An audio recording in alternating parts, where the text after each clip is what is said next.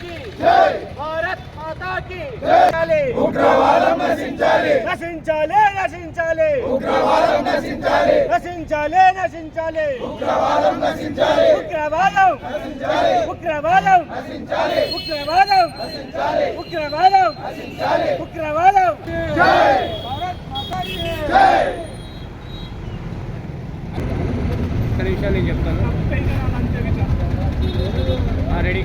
మొన్న జమ్మూ కాశ్మీర్ ప్రాంతాల్లో జరిగినటువంటి ఉగ్రవాదులు ఏదైతే తీవ్రవాద చర్యకు పాల్పడి యాత్రికులను వారు విచక్షణారహితంగా కాల్చి చంపారో దానికి నిరసనగా విశ్వ హిందూ పరిషత్ ఆధ్వర్యంలో ఈరోజు ఈ యొక్క శ్రద్ధాంజలి కార్యక్రమం మేము చేస్తున్నాము.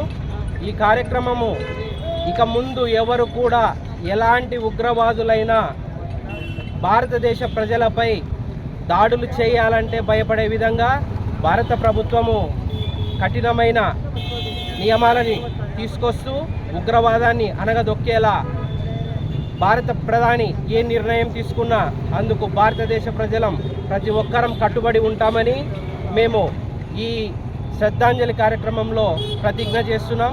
అలాగే ప్రతి ఒక్కరు కూడా చనిపోయిన వారి కోసం 2 నిమిషాలు మౌనం పాటించవలసిందిగా కోరుచున్నాం. నా పేరు కిరణ్, విశ్వ హిందూ పరిషత్ కోడుమూరు ప్రఖండ ఉపాధ్యక్షుడు. 2 నిమిషాలు మౌనం పాటించాలి దయచేసి.